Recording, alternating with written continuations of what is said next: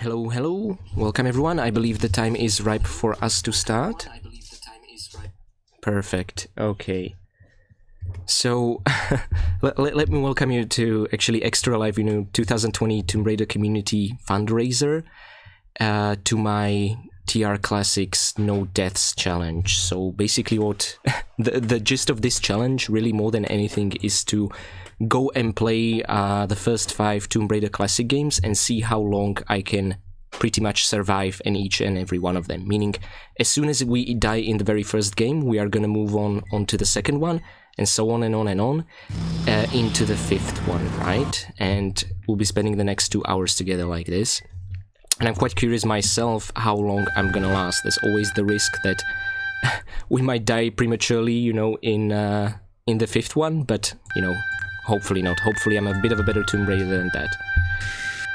So, without further ado, let me just jump into the new game. Okay, now, we don't really need to see the FMVs, so I'm gonna skip through them. Okay, there we are. This is such a great moment. I basically haven't really been in Caves of Tomb Raider 1 since I think like 6 years ago. Was it 2014? I was still in my university playing through Tomb Raider 1 and recording my sort of completionist like Let's Play. Now, saying that this kind of playthrough is going to be everything but completionist, because I'm just going to try and go as far as I can in the first game whilst using no special weapons and no med packs, right? So I'm also gonna be just rushing through these levels, so pretty much I've never played a Tomb Raider game like this before. It should be a new experience for me as well, and I just want to see how far we can reach before we die, basically, I kind of am hoping that we'll at least reach the Tomb of Qualopec, maybe even the final fight with Larson. I'm a bit skeptic about us surviving that, because after all, we will have very limited health, and I'm refusing to use any health packs. But still, this should be an interesting experiment. Now, mind you, I understand that Tomb Raider 1 is now displaying in a small resolution in DOSBox. The rest you can see is Lara in her Angel of Darkness attire. The reason is that for me to capture all games without interrupting my stream, without changing the setting in any shape or form, I had to make a concession, and all the other games are running with widescreen patches at, I think, 1366 resolution, whereas Tomb Raider 1, the good old games version, is running at 640, right? So I pretty much, so that I don't have to interrupt the stream and change the setting in OBS, this is kind of the single concession I had to do. But as soon as we're out of Tomb Raider 1, then we are going full screen, no worries. Saying that, I have absolutely no idea what's gonna happen. Oh man, this should be fun. Okay, cool stuff. So it feels really strange because there are many locations that I'm not gonna see, so it's not gonna be such a nostalgia blast. And also Nathan McCree's music is not really playing in this version of Tomb Raider 1, because I could not actually get the GLiDOS software to run for this. I think it's something to do with Windows 10. Couldn't get it running even at Windows 8.1. But for that reason, whilst we can still hear the background music, it might not really be possible for the musical cues that are sort of contextually triggered. Okay. And I'm actually curious because, a year ago, we did this sort of stream with Enslammer for Extra Life 2019. It was anniversary time trials, right? So we were, again, playing through Peru levels, and now a year later I'm doing the same with a classic game, based on which the remake was made. And while there are no, strictly speaking, time trials here, I'm sort of still interested to see just how far I can go. Okay. Could have gone better. Alrighty then. So, Wolfies, where are you? You bloody beasts. They should be on the other side. Okay. And I actually feel like it's much easier game in Tomb Raider 1, I believe. At least the first few levels are much easier than in Anniversary. And more shorter, more straightforward. But it's such a tricky distinction. Oh, hello there, Lady Croft. So yeah, sorry, I'm gonna be like watching my secondary screen for chat because I don't wanna miss all the cool stuff you guys will be talking about. And at the same time, you know, I have to have it running on 2 devices, so I'm gonna be splitting my attention a little. But yeah, as I was saying, it's difficult for me to draw a distinction between what's a mandatory key item and what's just a secret or optional pickup, because I'm a completionist. So there we go, caves finished in just a bit over 4 minutes. Oh, great stuff. Okay, and of course, no pickups, no secrets, anything. So yeah, this is so against my nature to play like this, and that's an extra reason why I'm looking so forward to this. And for those of you who have just joined, and thank you by the way for joining, I am running the game in windowed mode intentionally, because I'm also going to be running the other Tomb Raider games in full screen mode. So I don't have to interrupt the OBS stream and change the resolution setting. I decided to make a concession like this. And so the other games are full screen. Tomb Raider 1 will unfortunately have to be in this small window. But I think, you know, what makes it a little bit okay is me choosing the awesome Angel of Darkness background, so Lara will at least keep you company. And I intentionally moved my camera to the top center just to, well, not have it where Lara's face is, because I don't want to mess with Lara. Okay. Yeah, exactly, Shinetcroft. I mean, I've spent about 2 sleepless nights just setting up everything. Oh, and I made the jump just to prove a point. I'm not gonna pick up that health pack. But yeah, it was so anxiety filling. I wasn't sure if I'm gonna make it work, and for a while I considered that, okay, maybe I'm just gonna have to pick one game and stay with that. But actually, big thanks goes to the widescreen patches that Stella posted on her website as well. I'm not sure if you heard Stella, but thank you so much for those, because they just make the games look better, and they allowed me to apply the same resolution on Tomb Raider 2, 3, 4, and 5. So now they will be working as intended. Saying that, there was a Windows update last night, so it's possible the moment we'll jump into Tomb Raider 2, nothing will work anymore, right? I mean, that's the sole purpose of Windows updates, to destroy Extra Life charity streams. I read that somewhere, must be true. Yeah, so you know what I'm talking about, Sheena. Yeah, exactly. Like, but interesting thing about Tomb Raider 4 is, in case I'll die too often during this stream, we will see.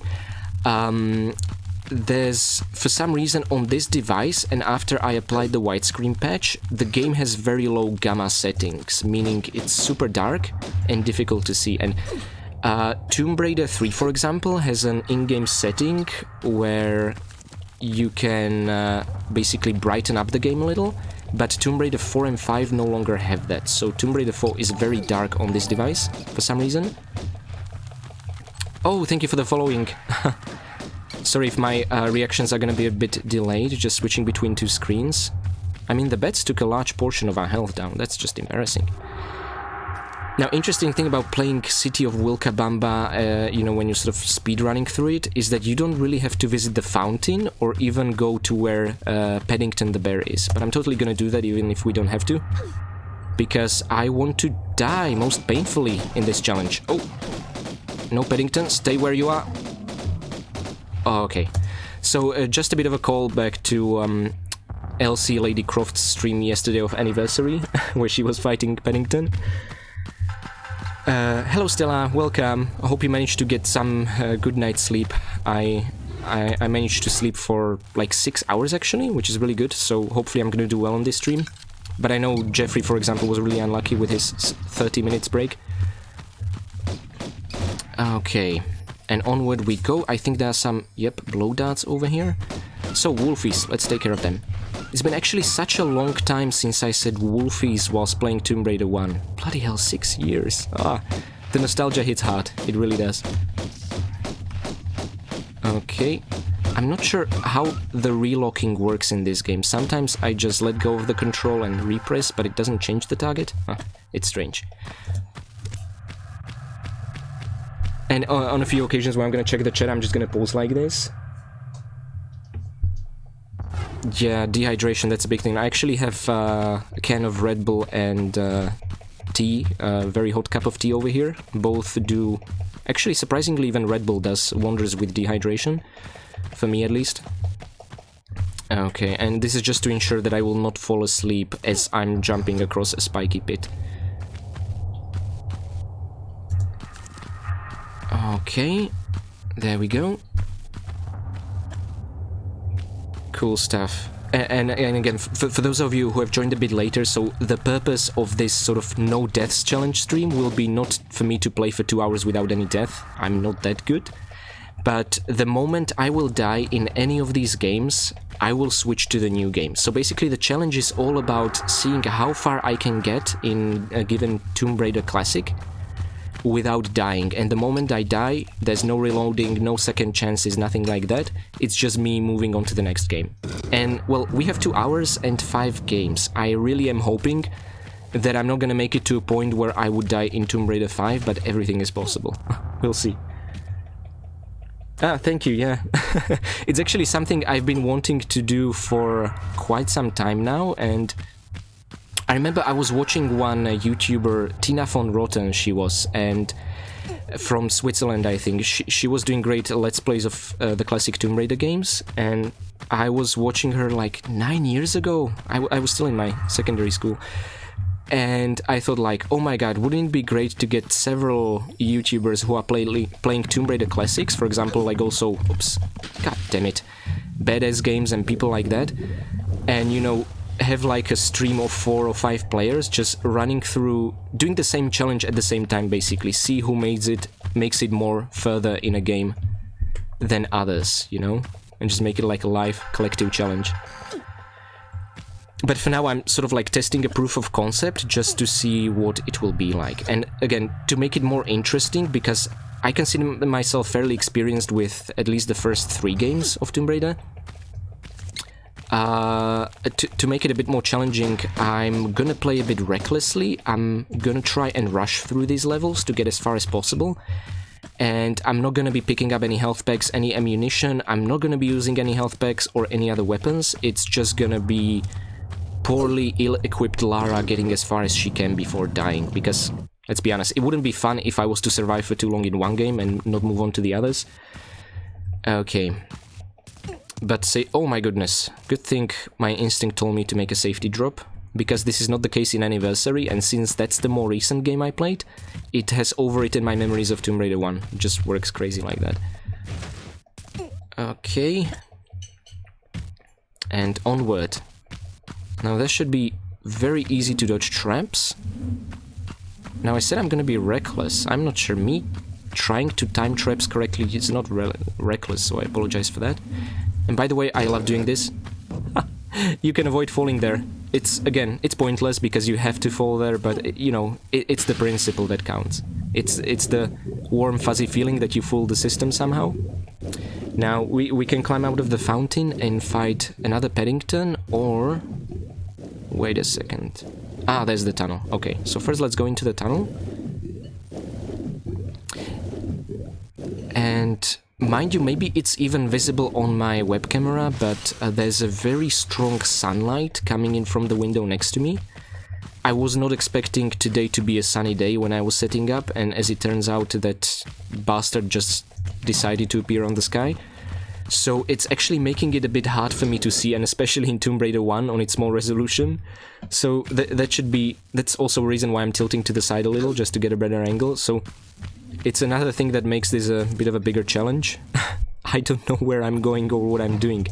Anyway, we need to reach the other side, right? Okay. And I did not forget about you, Mr. Paddington. Now, where is Teddy? Where is he? Oh my god! What a sneaky bastard! No, I'm not dying in City of Wilkabamba. No way. No, no, no, no, no, no, no. I have never seen him go out there. Wow, okay. We adapt. That's fine. We adapt. Where is he? He's hiding behind the columns. He was never this smart. Wow, okay. No matter, all in accordance with the plan. Good thing we receive a full refill of our health whenever we switch on to the next level. Actually, this is one thing that Anniversary didn't do, it just checkpointed you, it didn't restore your health. But then again, as soon as you reloaded a checkpoint, the health was restored, so I guess it doesn't really matter. And if I'm not mistaken, there should be another lever somewhere over here that should open the iron bars. Or were they already open? Actually, because of my fear of Paddington, I didn't even check. Yep, okay. We can continue. Perfect. So that was a bit of an unnecessary detour, which increased my time, but no matter. Okay, and we just insert the golden idol, and there we go. Yeah, exactly. Bearby like Stealth 100. Like, he had a lot of time to practice, let's be honest. Actually, 24 years of practice, so that's fair enough. And there we go, City of Wilcabamba, almost 10 minutes. That's not a great time, but let's see. Now, I don't exactly remember the Lost Valley level as well in the classic version. I know in Anniversary it's a good idea to head upstream, but I remember that in Tomb Raider 1 that's actually not such a good idea. I think all the cogwheels are in the Lost Valley itself with the dinosaurs. So let's see if my instincts combined with my memory serve me well. Good, the wolf was stuck in idle animation, so he didn't have chance to attack. Awesome stuff. Hello, Jeffrey. So, your 1 hour sleep turned into 1.5 hours sleep. Sorry. Man, how dare you? Bloody hell. Extra 30 minutes of sleep? Like, you should just feel bad, I mean. Like, good people don't do that sort of thing. Welcome. Okay. I remember on our right there's like a completely optional wolf slayer where you can just kill, I think 4 wolves with no pickups or anything like that. But again, this is not a completionist LP, this is... heck, I don't know what this is. This is just reckless what I'm doing. Okay, and now we go for the big part. Yay. Actually, I somehow find the raptors more dangerous than the T-Rex himself. Purely because they seem to have a more aggressive AI somehow. Saying that, this guy did nothing. Embarrassing. Okay. And there we go, the big moment. This feels great. A year ago this was in Tomb Raider Anniversary with the cool cutscenes and a quick time event, and now it's the more classic, more docile, more cute one. And he actually can't take that much beating, he's not that difficult to defeat. There we go. I mean, this is kind of like equivalent of one of the Atlantean creatures, but again we are using pistols, so obviously it takes a while. Okay. But, talking about T-Rexes, and actually last time I was recording this LP 6 years ago, bloody hell, I was referring to him, or it, or even she, we don't know, as T-Rex, not T-Rex. And one of the viewers pointed it out. I had no idea that I'm actually talking about not Tyrannosaurus Rex, but Rex wearing a tie, which was just a funny fact. So now I'm correcting my path, I'm saying T-Rex as it should be. But I still think T-Rex is cooler. Huh. Yeah, it's not the same without the music, I completely agree. And again, unfortunately, I could not get GLiDOS to work on... actually, I tried 3 different devices with Windows 8 and Windows 10. I couldn't get it to work on either of them. And I even tried to download the Tomb Raider ATI configuration utility. Again, no success. I don't know what it is. But thankfully, this stream is not just about Tomb Raider 1. That's just one of its parts, although a significant one. Okay, so there's our first cogwheel. Now, to be honest, I don't remember outside of the temple where exactly we should go to collect the other ones. I know many of them lead to secrets, and in this particular stream I am not interested in the secrets. I can't believe I'm saying heresy like that, but there it is. So we just have to find the right gap. I think one of them involves a small waterfall which leads to some swimmable water, which is not this, that's just a sprite. Which could totally be this one, yeah? Well, let's dive in. Oh, I pressed the Windows key. Thankfully that didn't seem to have messed up the stream. Very good. Serves me right for not downloading a Windows key disabler. Again, another useful resource provided by Stella. There we go. Okay, and if I remember correctly, there should be the second cogwheel up here. T-Rex wearing a tie should be a mod for TRN1, absolutely. And the file should just be under a different name. It should no longer be referred to as T-Rex, but Tyrex. Okay. And there we go. That's the second cogwheel. Now, if I remember... Oh, wait. Can we swan dive from here? I don't see this realistic. I think it's this angled roof that will... Now that's a goddamn suicide. I said I want to die in Tomb Raider 1, but maybe not quite just yet. I mean... What are we gonna do if I'm gonna die in Tomb Raider Chronicles after a couple of minutes and we're still gonna have like 20 minutes of remaining time? And don't worry guys, if I'll be, you know, doing too well in Tomb Raider 1, I'm gonna find some creative way of finishing Lara off, just to ensure we can get to Tomb Raider 2. Okay, but you know what, I think the milestone I have set for myself is I'll at least try to finish Tomb of Qualopec, so basically all the Peru levels. Okay, now where the hell are we? Ah, the broken bridge. We need to access a cave on this side of the mountain, which leads to the broken bridge. I'm so glad they didn't cut that part out of Tomb Raider Anniversary. Just paying their homage to the game. I really like that. Okay, and this should be it, right? The tunnel with another cogwheel. We are at 6,525, and if we get Zelda to hit this cone, we'll hit 6,600. Yeah, exactly. Yeah, so my goal is 100, and unfortunately, I'm not a streamer. Even setting this up was a nightmare, and I could not get the donation bar working as part of the interface. So, what I even tried, you know, enabling the URLs via Streaming Labs and everything, it doesn't seem to work. But still the goal is 100, and I should still receive a working notification whenever I receive a donation or anything like that.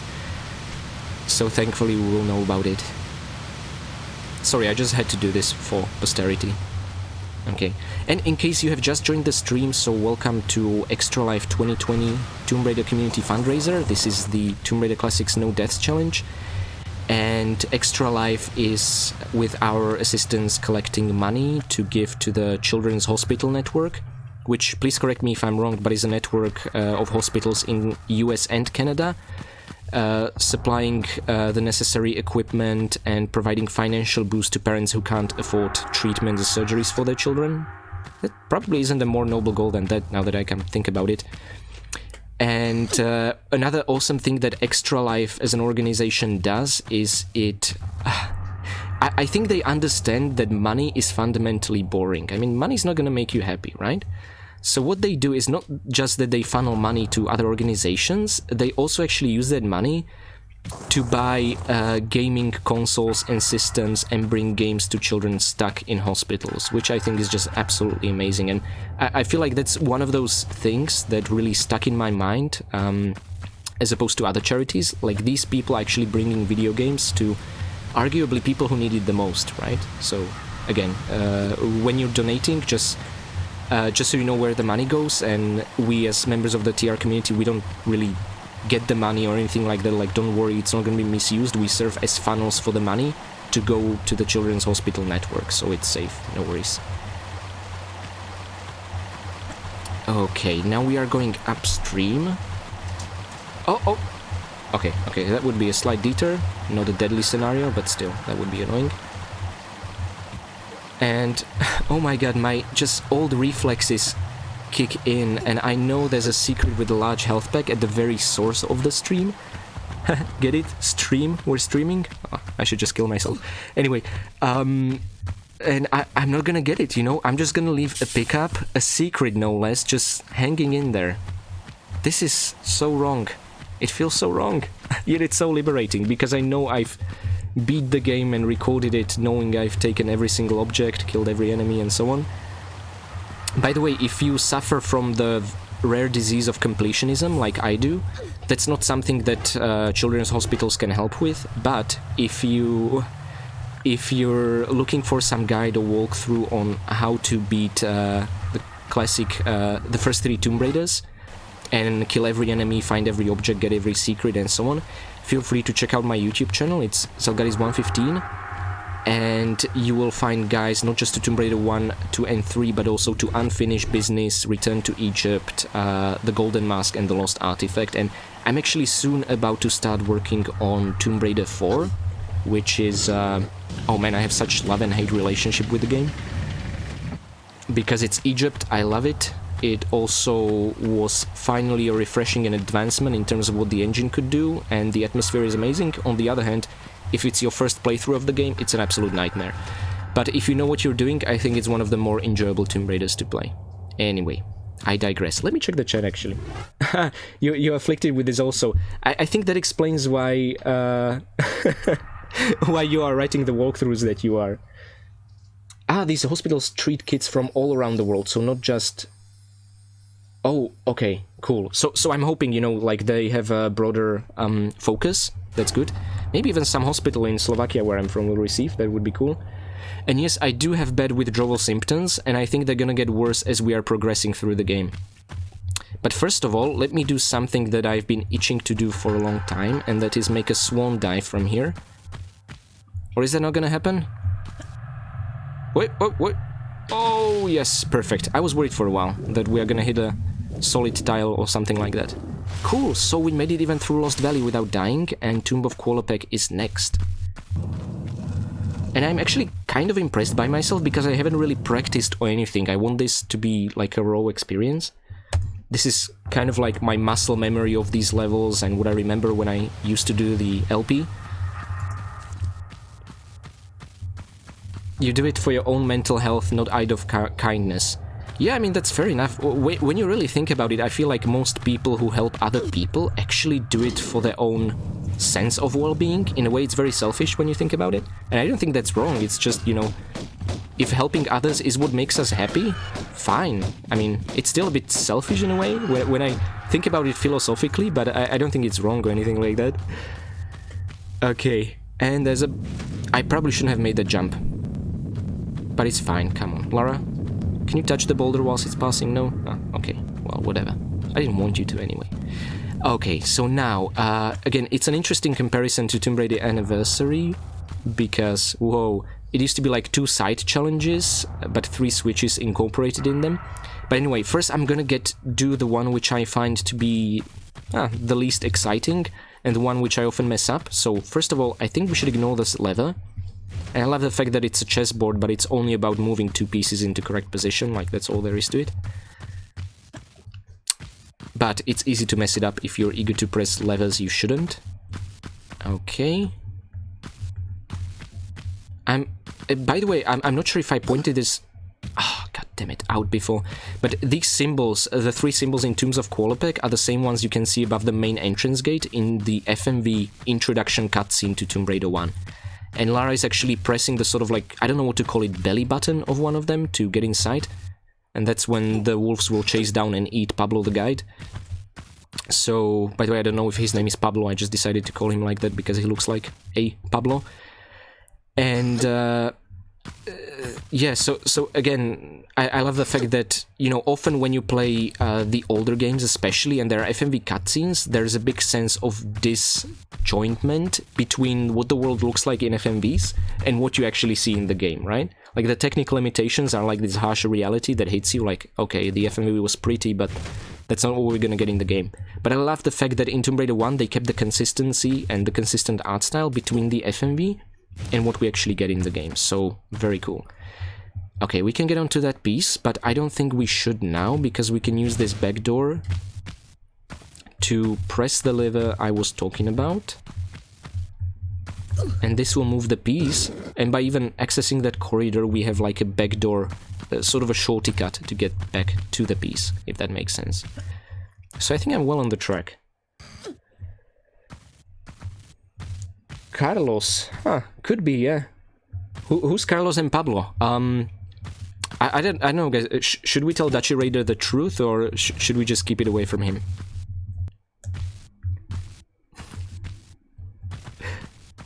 I mean, it really depends, I guess, if you'll be able to sleep at night without knowing who Carlos or Pablo are. And I was not supposed to move the piece. Doesn't matter, we can still make the jump. Ooh, okay, great.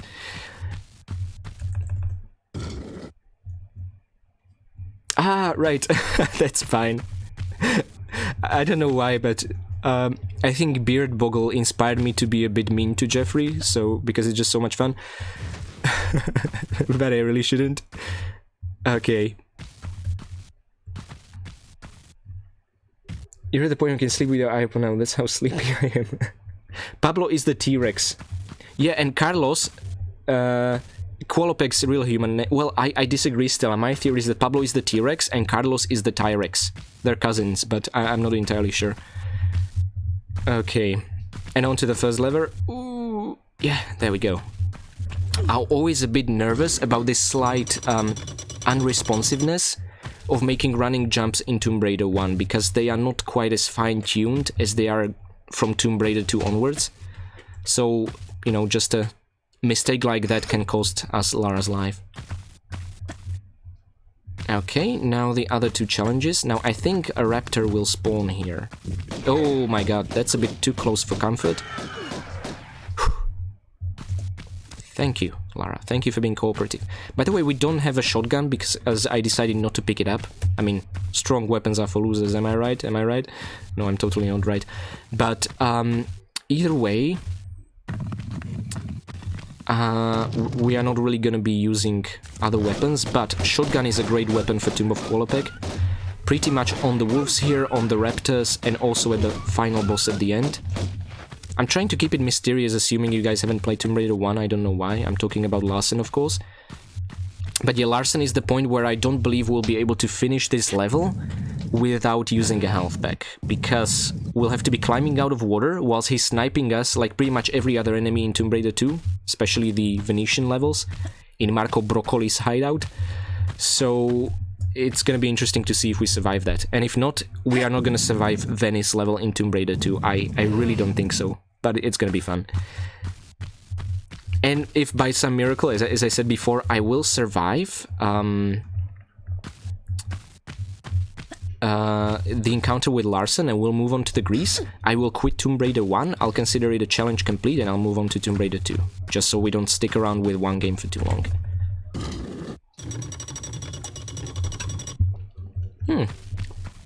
Accidentally, it seems I'm doing it in the same order that the grates are ordered, lined up in that corridor. That's kind of neat. And I love these little shortcuts via the ceiling of these rooms. Very efficient use of space.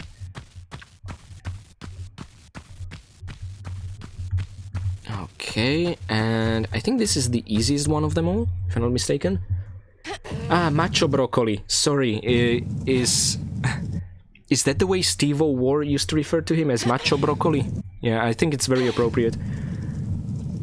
Welcome, Jane Denton. Hello.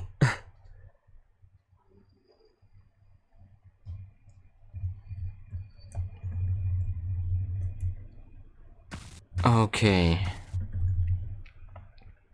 This is something I've been wondering since the first game. Why could they not make moving blocks faster? See, conceptually, I love moving block challenges.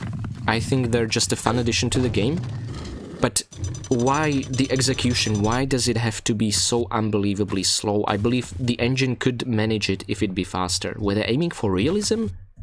I don't know. It's very strange. And it took them until Tomb Raider 4 to actually finally make it a bit more user-friendly. So you can do continuous push or pull. But they're not really used that much in Tomb Raider 4 and 5, so it's no longer as big of a help as it would be earlier.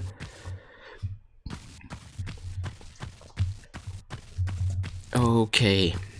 I remember how good it felt in Tomb Raider 3 to sprint for the first time. I was like, yeah, anything's possible now, you know, we can beat every challenge. It was so liberating.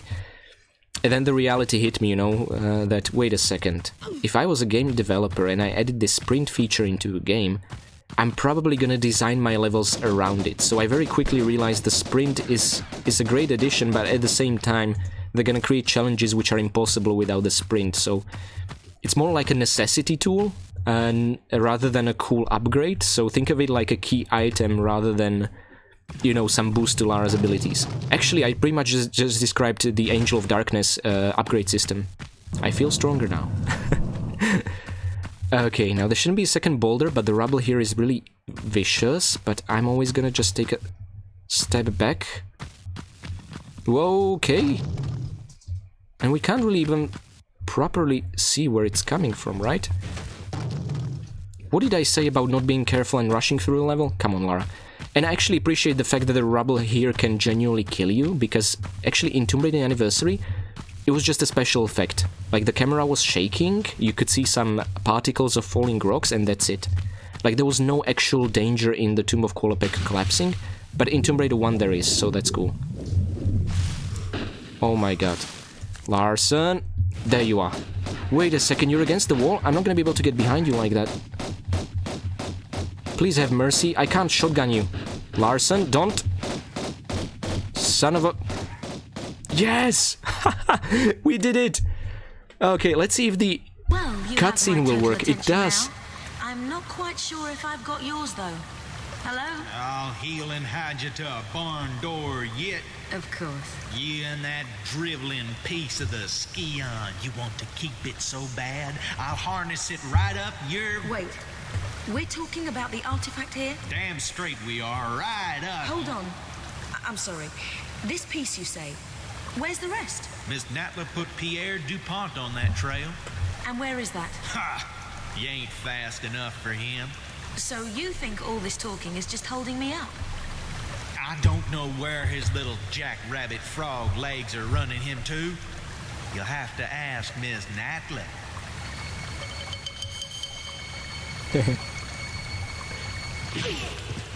Thank you. I will. This single cutscene makes me fall in love with Lara. I mean, seriously. She has such witty tongue, and she's voiced over by Shelley Blount, who is just the sweetest lady you can imagine. I actually met her 2 years ago when celebrating Nathan McCree's Tomb Raider Orchestral Suite event. And she was just the sweetest lady. She was signing copies of Tomb Raiders and so on. Oh man, that was great. Anyway, I digress. We completed the Peruvian levels in Tomb Raider 1 without dying. I mean, it'd be more impressive if we were after every single pickup and secret, but still, wow, I didn't expect that. So now, let me just realign, oops, sorry, my camera a little. And because now it will be okay to cover a little bit of Lara's face, because we are going full screen, so we are not gonna see the background as much. And I'm gonna start Tomb Raider 2. Now the challenge here, I guess, would be to beat the Great Wall of China, Venice, and maybe Bartoli's hideout without dying. Then I'm definitely gonna move on to Tomb Raider 3.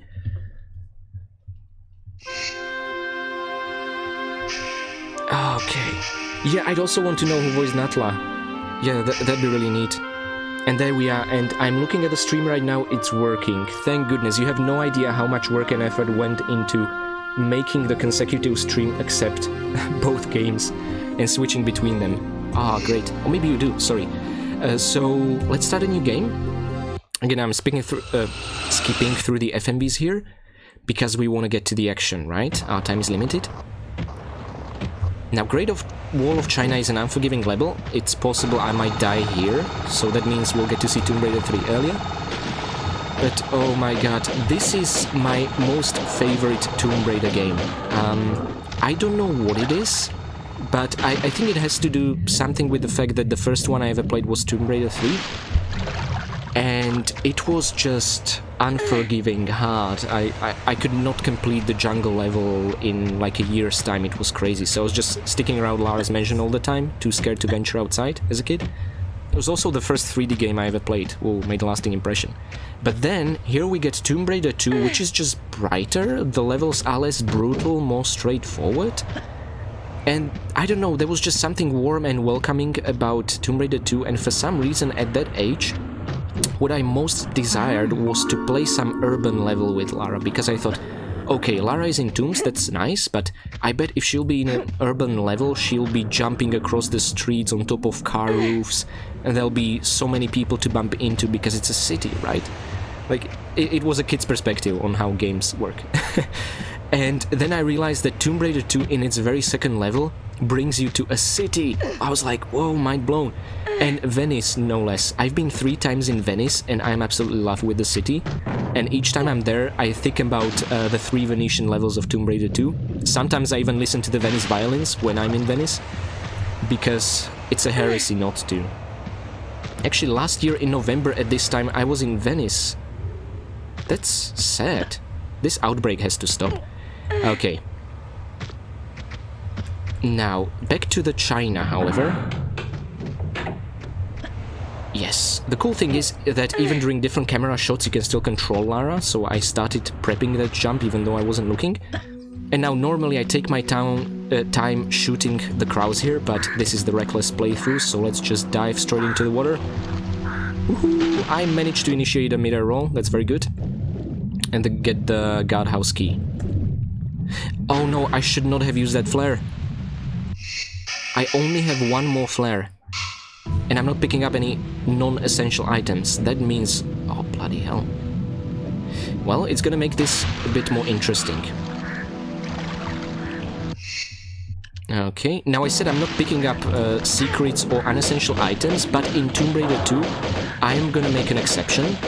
Please bear with me, because there is a certain T-Rex that I've been itching to get a revenge on for 5 years, was it, since I started doing Tomb Raider 2 LP? So sorry, I want to leave out some of my most bloodthirsty fantasies in this stream. Okay. Oh, no, Star, I'm not using Twitter, unfortunately. I'm generally not a big fan of social networks. I find I have just more control over who I socialize with without them. And also, I'm not a streamer, unfortunately. Like, I'm creating YouTube videos. I'm not good at streaming. I have very little experience with it. Actually, first time I streamed in my life was last year with Endslammer on our anniversary run. And I don't really plan to stream or anything like that for now, but for Extra Life, or maybe if we'll organize even something outside the this main weekend every November, then yeah, I'm definitely up for it.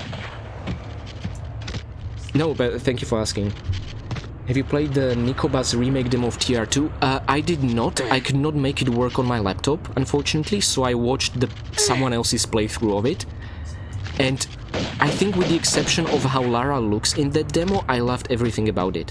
I didn't like Lara's design particularly, I don't know, I can't quite put my finger on it, but it was just, whoa. To think that, you know, a fan put this together, and there's an actual roadmap to make this a whole game. And one of the main reasons why I love Tomb Raider 2 is also the same reason many people hate it, and that's the underwater levels. I love the deck, I love the Wreck of Maria Doria, I love 4D Fathoms.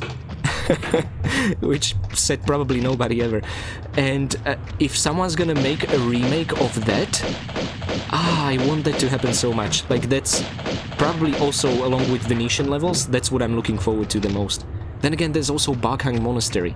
There are so many beautiful and colorful levels in Tomb Raider 2. Like, I'm starting to understand why I love it so much.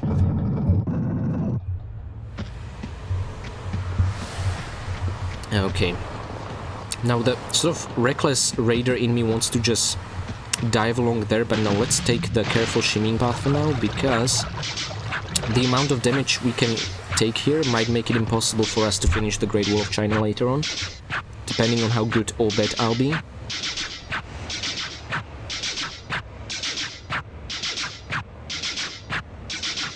Oh, thank you for the support, guys. Yeah, it's...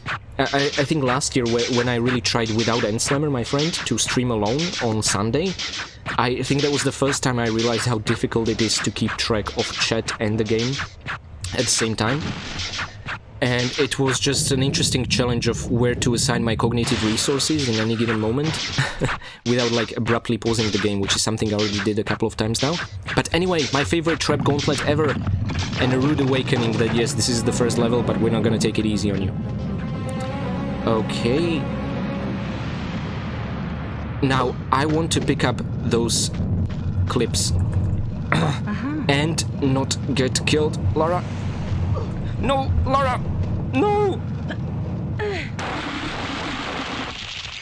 Well, our foray into Tomb Raider 2 was very brief. I wanted to prove to myself that I can pick them up.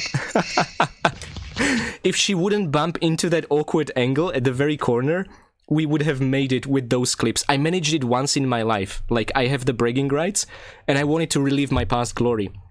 Now, unfortunately, I have to be a man of my word. We can't continue. We can't go to the Venice. God Damn it, I was looking forward to it. But if it wouldn't be this trap, it would be some random guy with a gun, you know, shooting our health away until as we are climbing out of the water. So, yeah, let's, without further ado, go to Tomb Raider 3. And I haven't exactly figured out what I'm gonna do if I'm gonna die in Tomb Raider Chronicles before the 2 hours are down, but heck, I'll improvise. Maybe I'll reboot Tomb Raider 2, and I'll inverse my controls, so forward will go back, left will go right, and right will go left, and I'll try and complete the Great Wall of China like this. It will be my punishment for failing the challenge. Oh, it should be fun. Okay.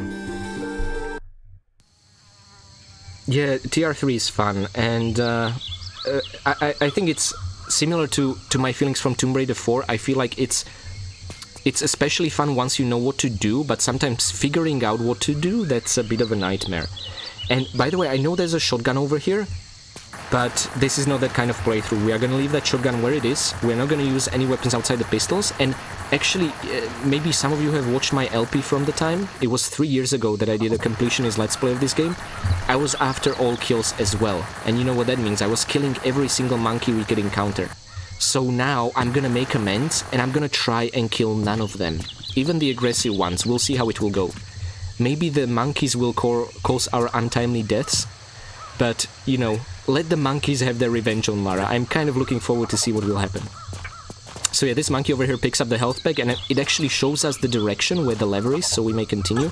And it's just the sweetest thing ever. Okay, but for my statistics kill count, I of course killed it 3 years ago, but now I'm just a better person. I am a better person.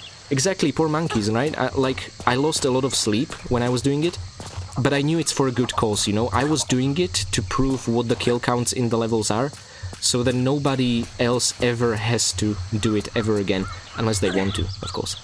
And Stella, I know you did the same thing when writing your own Let's Plays. Don't pretend you didn't kill the monkeys.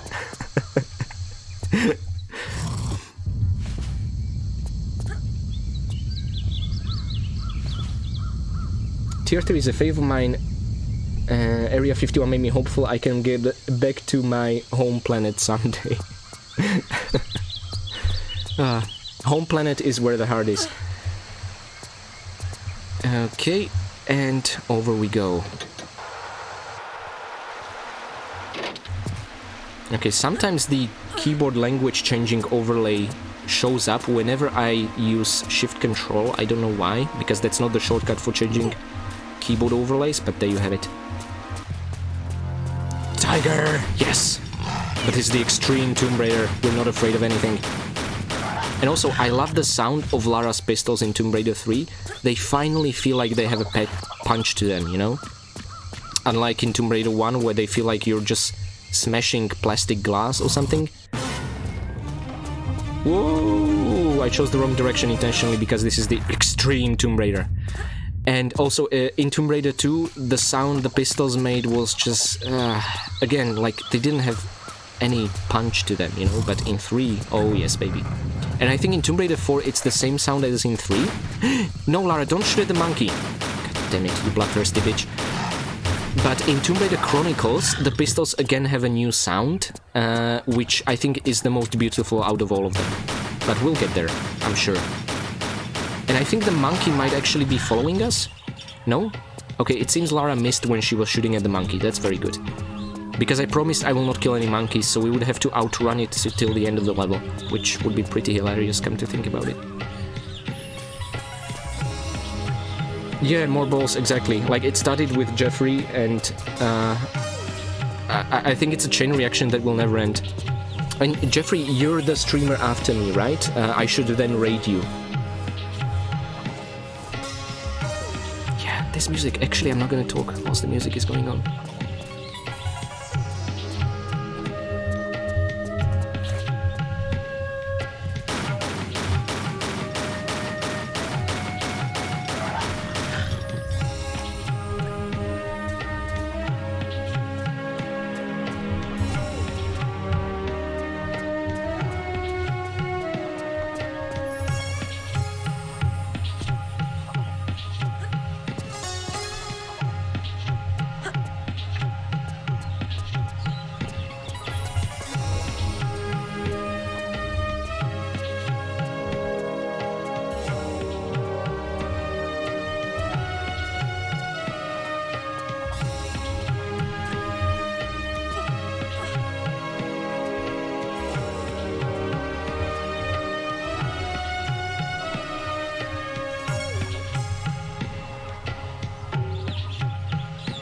Okay, I'm gonna start talking now. Sorry, I can't stay shut up for too long.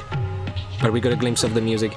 And yeah, so I didn't know this is a record for the weekend. Wow, cool. I actually thought it's like what you said was...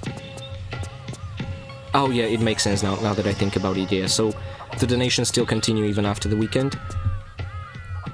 And yeah, I'm still amazed how well we are doing, and I think yours and sort of my expectation as well was that, you know, due to the outbreak and people losing their jobs worldwide... Oh my god!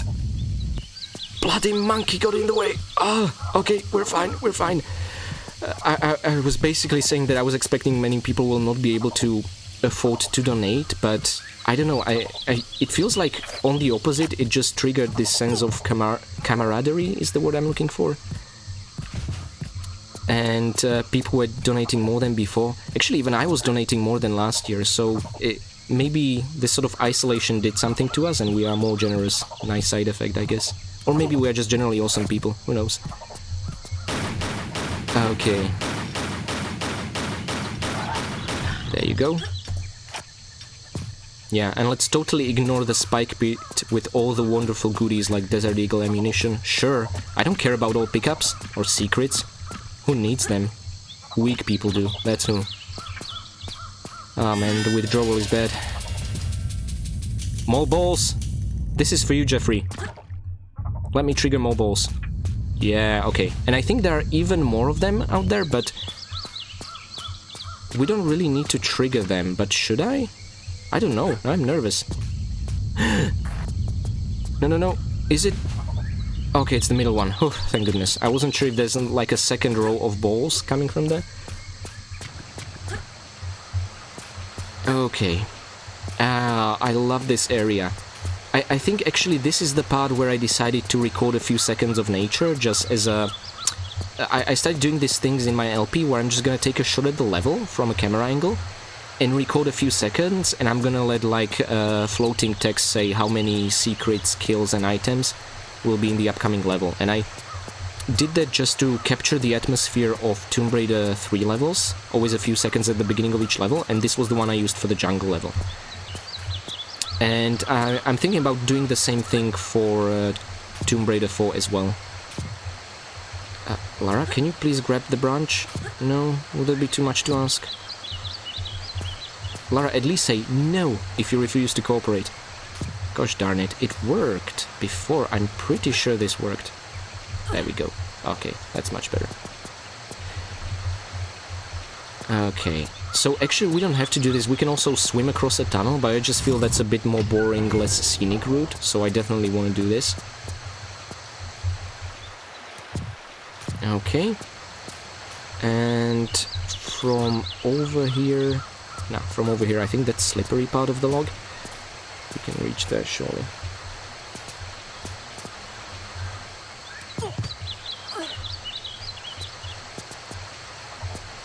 I'm hoping the devs will give us a little support, but I guess we'll see what they're up to at that time. So, is that like a realistic expectation that currently it's Crystal Dynamics still, right?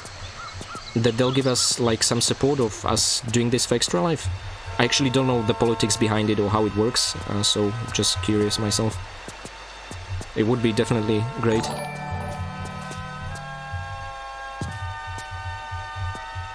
Okay. Oh, thank you for the follow, Lady LC.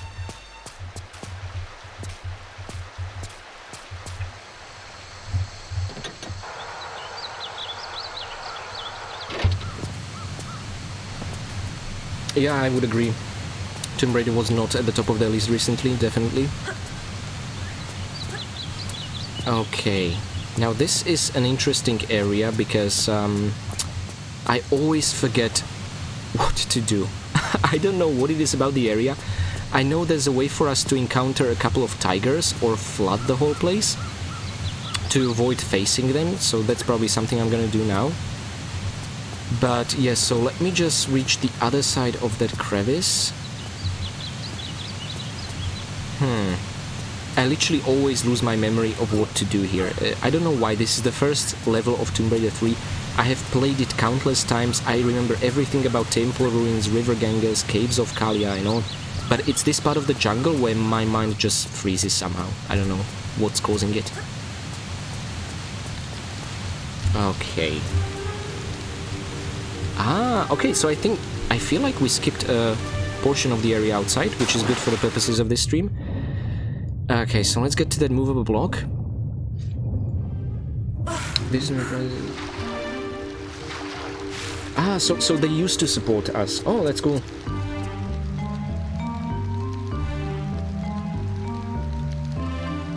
Ah, I see. Okay, that makes sense. Yeah. So probably there was also some change of people in there who don't have the same relationship with this initiative as those that did. Yeah, so I guess this is like the big company's way of pulling the plug on something. Yeah, that makes sense. But I'm sure we'll see some increased activity from them once they'll decide that Tomb Raider is the IP of choice for their given quarterly plans or whatever. Yeah. Okay. And I think this opened the trapdoor behind the block. And actually, one of you mentioned the save crystals of PS1 version. So here is an interesting fact. I have played PS1 versions of Tomb Raider 1, 2, and 3, and 4. And my god, were 3 and 4 barely playable. It's the dynamic lighting in the games, and the PS1 as a system was not really handling that well. So whilst 1 was really bright all along, and 2 already had some shadowy areas, but it introduced very effective flares, 3 and 4 are so unbelievably dark, and my experience is actually even worse than standard PS1, because I was not playing them on the console itself, I was actually playing them on an emulator on my PS Vita. And for whatever reason, when these games are emulated, they're even darker. And I decided, you know, I'm gonna soldier through, I'm gonna find, well, not necessarily every item, but at least every secret in these versions of the games. And then once I'll be playing the PC versions of the games, I'll be like, I can see the frame rate is better, the viewing distance is better, the control scheme is better. So it was such a great feeling once I switched onto the PC version, and that's when I started doing the Let's Plays. So really, it's like making yourself go through hell so that when the D-Day comes, you know, it's a walk in the park in comparison to the PS1 version. So that was just an interesting strategy I used on my mind, and it's been working well so far for me with the first 3 games. So I'm actually I'm quite close to finishing Tomb Raider 4 on the PS1 version. So I'm very curious how it will feel like to today play the PS4 version and, well, the Tomb of Seth, or the first few levels at least, on the PC.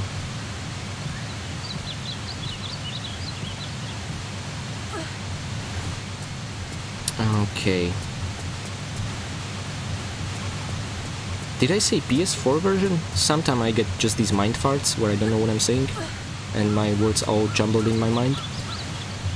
Okay, and I think this is the way to continue. There should be a lever or something of that sort, not a secret, that will open up the underwater grate, right? I will take that as a yes. We didn't get a glimpse of a cutscene showing what happened. Anyway, dive opportunity, woohoo! Nice.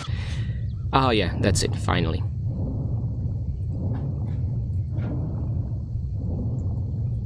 Okay. And it's really interesting how similar these levels are in terms of the, you know, texture pack and so on. Like, it's sometimes difficult to tell, for example, the jungle apart from the temple ruins or some parts of the River Ganges, because you have many almost identically looking areas. Okay, now, important thing, I have promised I will not kill any monkeys, right?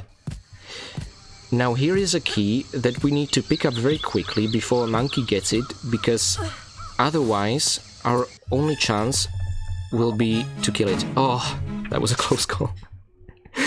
So I would either have to quit Tomb Raider 3 because we'd be unable to finish the level, or break my no monkey killing promise. And I'm not sure which one I would have picked. Okay, perfect. Whoa! There we go. And that's the end of the jungle. So we are gonna make it to Temple Ruins, which is great, because there is a certain shortcut through the level I've been itching to use for, well, since I've been doing the LP 3 years ago. And I didn't use it, obviously, because I didn't want to miss anything. But now, I do have the luxury. I'm just gonna let the cutscene play out, because it's... the voice acting, come on.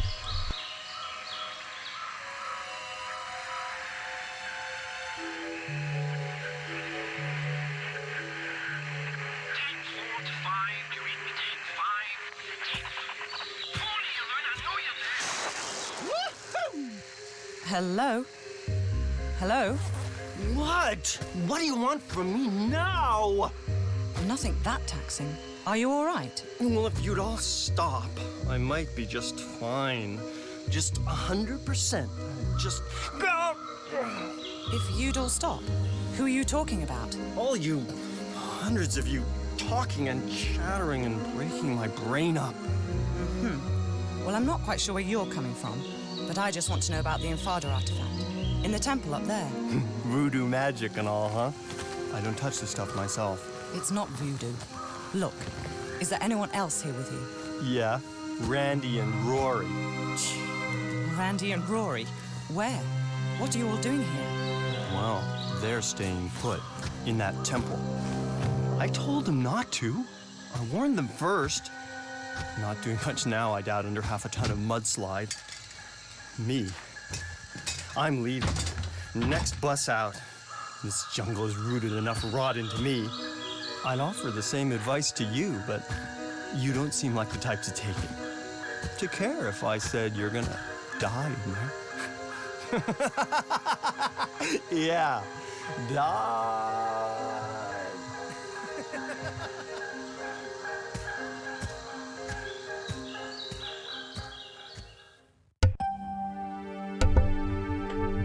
Okay, so jungle level beat in 15 minutes. It's actually a really long level, and I was sort of rushing through it. And sorry, I just wanted to let the cutscene play out because the voice acting. Again, we get to see some of Lara's personality, and if you noticed, the voice actor who played Tony, he actually appears often in many video games from 90s. One example I can give you is if you know the Broken Sword adventure games. He was voicing over Bronson in the Caribbean islands in Broken Sword 2, just to give you an example. And I know there are some voice actors in Tomb Raider 4 that did voices for the Gothic games, you know, Gothic 1 and 2. There's a priest of Samarkand who voices over some of the Templars in the Swamp Camp in Gothic 1, if these games mean anything to you. So, just interesting bit of trivia. I don't know why I always remember just voice actors in movies or video games or stuff like that. Okay, so let me welcome you to Temple Ruins, where I will definitely... I think it's very unlikely we'll make it without using health crystals, health packs, and, you know, or just outright dying. But Potkanka, the shortcut I was talking about is right this one. So we can go through underground area, another pool area, and a huge muddy Temple Ruins to reach the treetop over here, or we can just do this thing and get on top of the tree branch, like this. So already have the jump key pressed, and we just skipped a significant portion of the level, which, again, feels so wrong, and yet in this particular stream, very good. Ah, so you thought this is the one, yeah. Exactly. So, and I actually encountered it by accident, I assume many people did, and I was just like, no, you know, I must resist the temptation, I must get all the pickups and kill all the bloody monkeys. And this way, it's a bit easier for us to keep our no monkey killing promise for this particular playthrough. Now we'll see how far that will carry us, because there are some aggressive buggers in this level. Hello, welcome to the stream. Yeah, there are so many lovely people here, totally. Okay. I think we have to crawl in, or we can shimmy. Yeah, let's just crawl in. And I'm so going to regret not picking up these shotgun shells, or any shotgun shells for that matter, or picking up a shotgun, because there is a certain enemy type, and you all probably know who I'm talking about, that just absolutely needs a shotgun. But seeing as we are not killing monkeys, we might not even have the chance to meet that enemy. No monkey killing. Let's see what happens. Stop raping Lara. God damn you. No. Ooh, okay, we dodged a snake, but I think there's another one. And there's a monk. This is really not an ideal situation to be in, but this is a safe distance. Oh, look at this first-person shooter Tomb Raider games. Where's the monkey? I think the monkey stopped following us. Okay, so no monkey killing might be a legitimate challenge. Cool stuff. Okay, I sense a boulder on our left. Now, Jeffrey, I'm gonna trigger this boulder just for you, okay? If it's gonna kill me, I'm not gonna blame myself like a normal person would. I'm gonna blame you. Oof, okay. Cool stuff. Okay, and this is the shotgun offered up on an altar with a bit of foreshadowing. I am not going to pick it up. Just saying. Yep. A good idea is a good idea forever. As those of you who know the UK Office series and David Brent know. So, I'm a bit terrified. It's 2 PM for you guys. Same here, actually. So we are in the... Oh, it's 8 AM, right. So it's 2 PM for me in the afternoon. Okay, and this is what I was talking about. Now brace yourselves, get something to eat and drink, because this is going to be a long fight.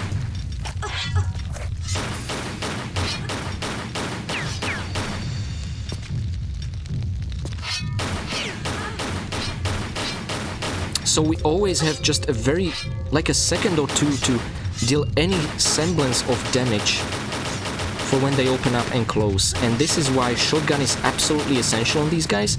Now, if like me you decide to use only pistols, or you run out of ammunition, or you didn't find it, then more trickery is needed. But it's kind of fun. At the same time, we have limited amount of time. I'm not sure if I did the right decision. Okay, at least they're cool and terrifying.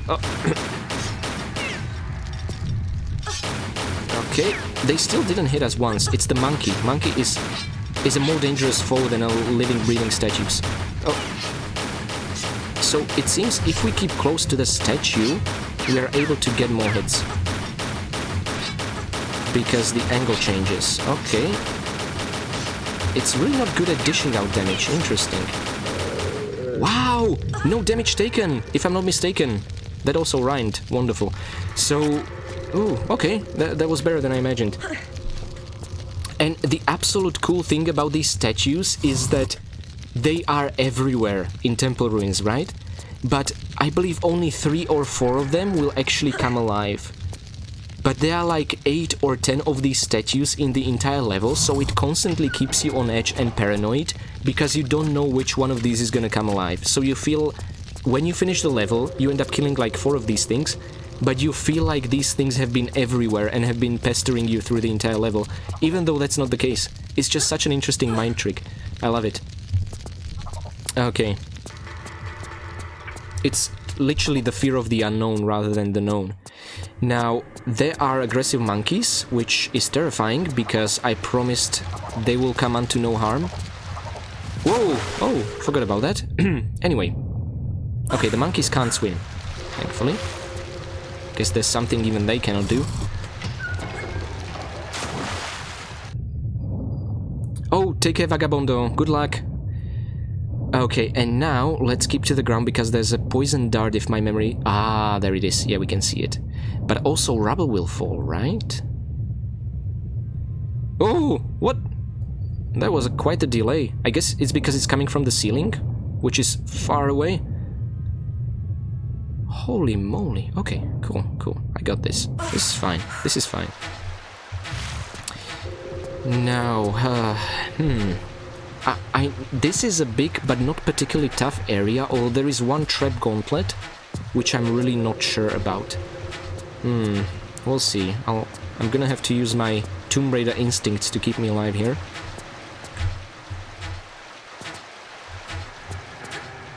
Oh, you had to refresh, right. Oh, sorry about that.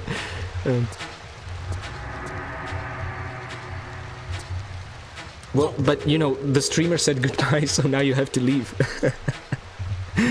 Otherwise we'll jinx it. Ah, so your favorite level in the game, Rydant. Interesting. Yeah, I mean, in a way, it's like every Tomb Raider's dream coming true, right? Like, this is a proper, well, not tomb, but like it's a ruin full of traps, let's call it like that. And, like, it does everything a Tomb Raider game should do. Now, I'm particularly worried about this thing because I said I will not collect health crystals, I said I will not use health packs, but if we get poisoned by one of these cobras, then I think we'll have about a minute and a half till we die eventually, one way or another. But if I had a shotgun, I would do a jump and blast it as soon as it wakes up. I did this in my LP, it's a fantastic thing to do. Alas, in this particular playthrough, I am an idiot. Oh my god, and we are poisoned. Okay guys, so it seems relatively soon we will play Tomb Raider 4. Okay, let's make the most with the time we have. Oh, ball.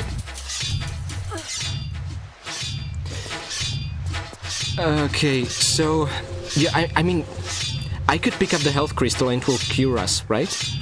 But that's not part of the challenge, though, is it?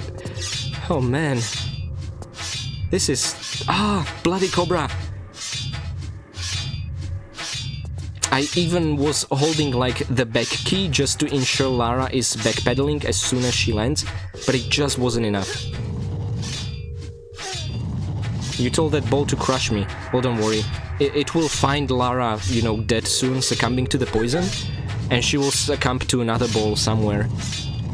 And we have actually a lot of block moving ahead of us here, because, well, to press a certain lever.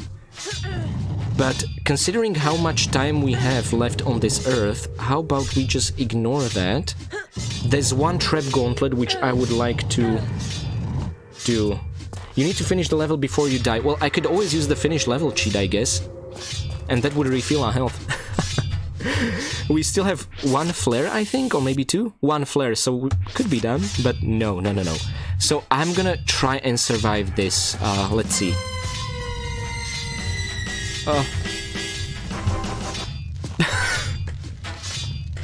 Jeffrey, did you tell this particular ball to kill me? I think you mistook one ball for another.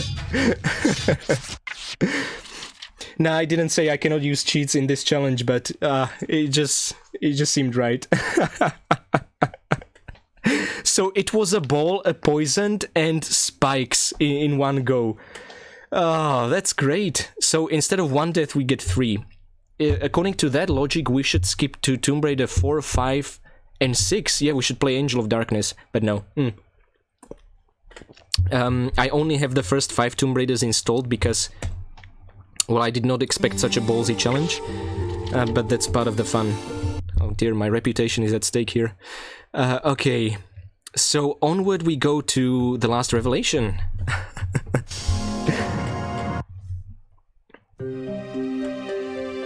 Yeah, Jeffrey got his revenge. Oh man. And by the way, you noticed I didn't press new game in Tomb Raider 4. I created a save file, the Tomb of Seth, because I didn't think it would really be fair for us to play through the tutorial levels in Cambodia, because, well, there's not really much danger there, you know, that wouldn't really be a fun part of the challenge.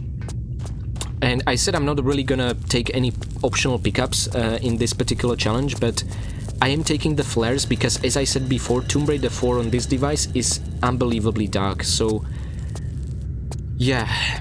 And looking at my stream feed, it actually is a bit brighter on what I see on Twitch, so that's good. But on my own computer screen, no, don't get poisoned again, Lara, it's unfortunately darker. Now, Tomb Raider 4, I have played the PS1 version. I started 2 years ago, I think. I'm making very slow progress. But I already don't particularly remember the specifics of these levels, so this is gonna be less of a rush playthrough and more of a... like a blind playthrough, but having some vague memories in the past of what to do. Yeah, so it will be a bit of a different pace than the first 3 Tomb Raiders were. Oh, that's a doggo. She's not aiming at the guide. Okay. Yeah, and as I said, the sound the pistols make, it's the same one as in Tomb Raider 3, so very satisfying.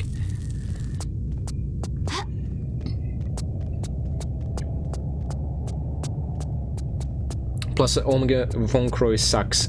Yeah, and actually, thankfully, you can skip most of the conversations with him using the look button, but there are 2 specific ones that cannot be skipped, and so they take a lot of time. And even if the cutscenes would be skippable, then yeah, still it just wouldn't be exciting to see Lara just monkey swing across completely peril-free environment, yeah. Then again, it's still young Lara and she's charming as hell, just the cutest kid ever, but you know, I'm soon about to make my Last Revelation completionist LP, so we're gonna see enough of that kind of Lara. And by the way, if my memory serves me well, in case you're after the secrets, you shouldn't trigger that mechanism, because we just blocked our path to a secret. And even though I said we don't care about secrets in this run, it still just bothers my instincts. Anyway, that's all fine and well.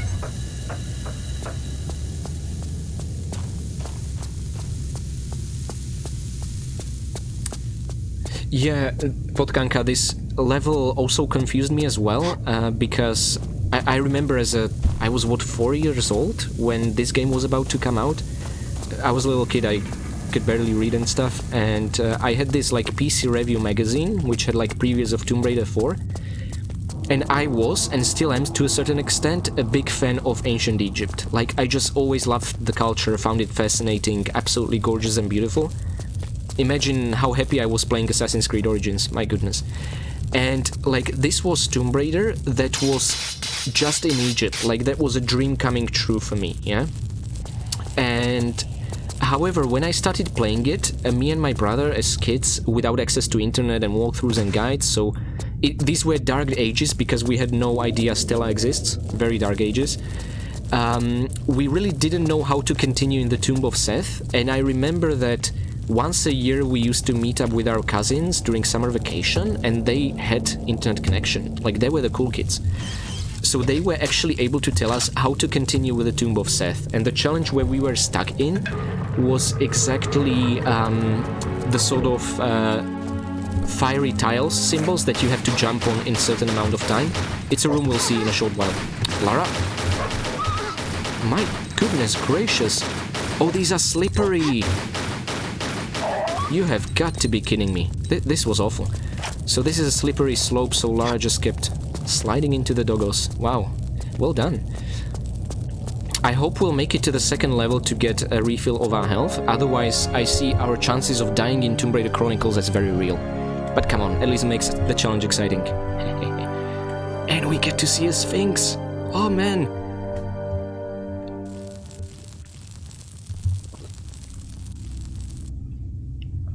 Yeah, it is Stella, and I think I remember, and Sinead, you also love Origins, yeah. I think the sort of, this little tile you are using when you are streaming from your PS4, it has the logo of Assassin's Creed Origins, right? The Egyptian symbol and the assassin symbol. It's really interesting because I have this love and hate relationship with Assassin's Creed games. I mean, with the exceptions of Odyssey, I played and enjoyed pretty much all of them. But at the same time, I feel like they insult my intelligence. The split between good and evil, the Templars and Assassins, it's so B-movie-ish like, and it's so unsatisfying. I wish there would just be more moral ambiguity than there is. Which is why I loved Assassin's Creed Rogue, actually. But anyway, it's not about the story, it's about the atmosphere, right? It's about time traveling, and Assassin's Creed games really deliver this time traveling fantasy. More than, I think, anything out there. So it's, for someone who has even like a remote interest in history, they're a dream coming true, absolutely. Okay, now we need to find a... Ah, there we go. So this is the room where our cousins had to tell my brother and me what to do. Because we thought about, okay, how about we only jump on the tiles that are highlighted with light? But we didn't realize this was limited by time. So we tried that, it didn't work, so we were like, okay, clearly something else needs to be going on. It didn't, and hence we were stuck for a long, long time. So basically, I have like 2 experiences with The Last Revelation, and that's pre-Tomb of Seth and after beating Tomb of Seth. Like, that's the more recent one. Up until now, this was all the experience I had with Tomb Raider 4, just these few rooms. Okay, now... This is a bit tricky, and you can see the flames there popping in as you're making the correct jumps, because even if you're on the air above outskirts of a tile, the game will think you stepped outside, so it's very sensitive like that. So try to stay in the middle of these, and also move on because they will set themselves on fire, like you see there. Anyway, I'm advising as if this is my LP for some reason, but I guess it's a practice. And I think the point of this level is to get rid of this sand blocking the entrance into the Sphinx mouth. Which is oddly sexual somehow when you think about it. Anyway. So, okay, let's... Wait, was our guide here already? Because the torch is lit? Or was the torch lit before we arrived? Interesting. Well, that's no good. Why is this door closed? Wait, is this another one of those things where our guide has to trigger a mechanism, and if he doesn't, we are stuck? I'm not a big fan of that. Yeah, okay.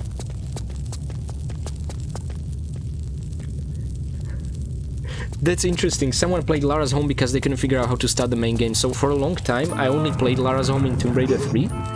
And I was able to figure out how to start the game, but I was just scared of the jungle level. So I stayed in Lara's Home.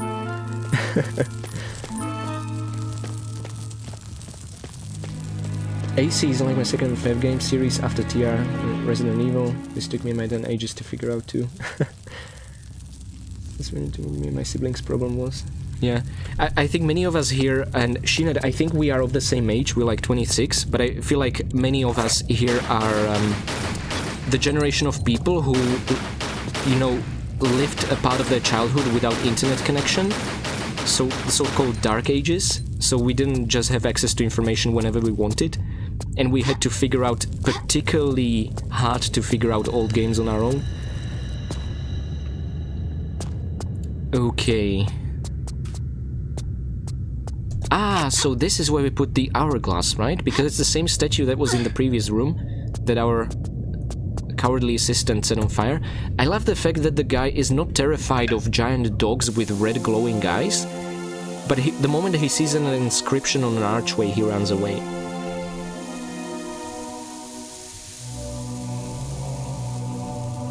Cheat books, yeah.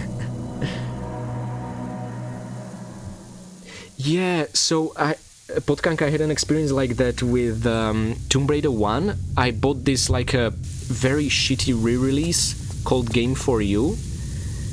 Maybe you know them.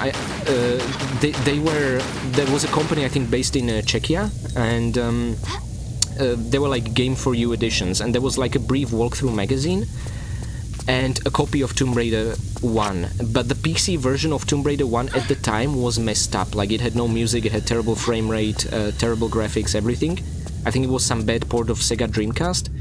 And again, it was attached to a walkthrough from the Game for You magazine, which was very bare bones and often just didn't make sense. But it had nice screenshots, so that's something.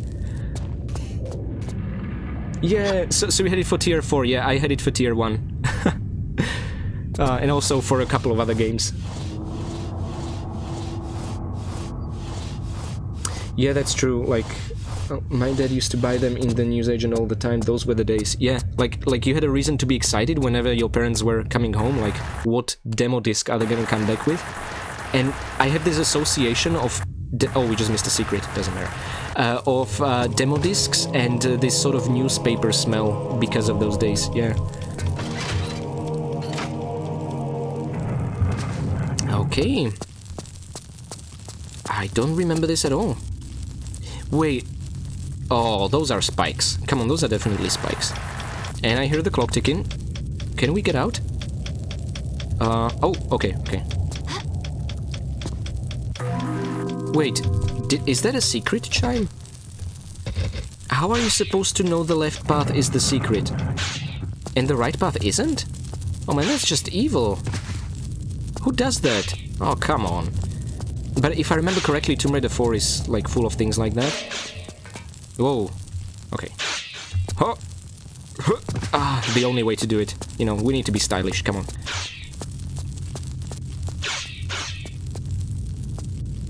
Okay, I don't want to swan... Oh, there's a bit. Okay, let's not swan dive or we'll break Lara's neck prematurely. I make it sound like there's a good time to break Lara's neck. There probably is. Okay, so let's put the star in. Yeah, TR4 is evil. I think evil is the correct term to use for TR4. And I think it's gonna be one of those games, and I'm gonna find out soon, that are a nightmare to play through. But the moment you know by heart what to do, they must be enormously enjoyable to replay. Did you see that? I didn't take any damage. Wow. Well, let's not jinx it. Let's we still need to climb up, right? So I'm gonna try and think about the... Actually, I think this could work, and now... Oh my god! That's amazing! How did I do that? Okay, whew, I'm so proud of myself. So... Okay, good thing we picked up those extra flares, right? Ah, cutscene. Okay, that's fine.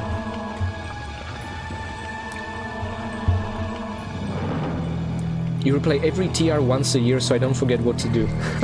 That's nice.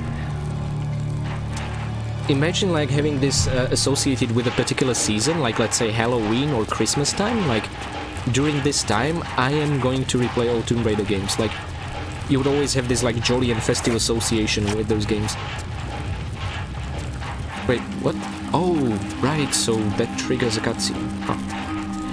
I remember there are a lot of things in Tomb Raider 4 which are just common sense in a way, but not common sense for seasoned Tomb Raider players. So basically, like press Control to open a door, or press Control to open a trapdoor, or drop a torch onto wooden floor so that it burns through. It's these, I don't even know how to call it, these semi-realistic elements, which are like, well, why didn't I think about it? Well, because the game taught me this is irrelevant, yet that suddenly in the fourth installment, these are all very relevant mechanics. It's just a strange thing, really. Whoa, where are we? I can barely see anything, actually. Well, it's a statue. Can I... Oh, it's a movable... Wait a second. Yeah, how about we...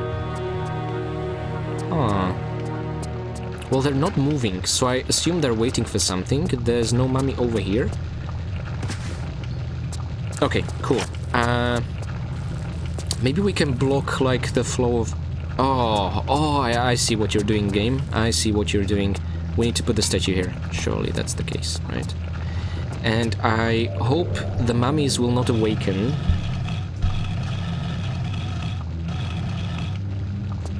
Yeah, I agree. I agree that the reboots are not a strict prequel. I think they're like their own separate universe.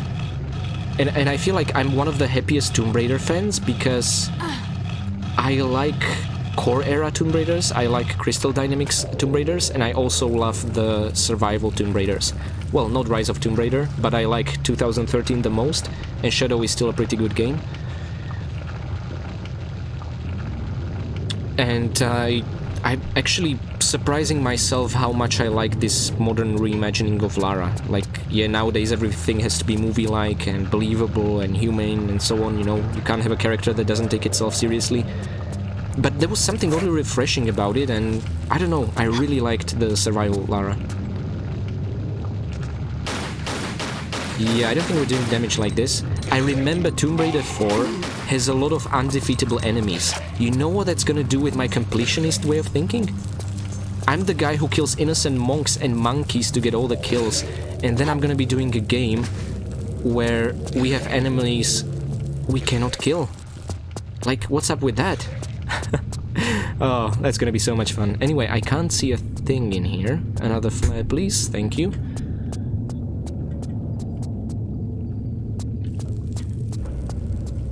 Okay.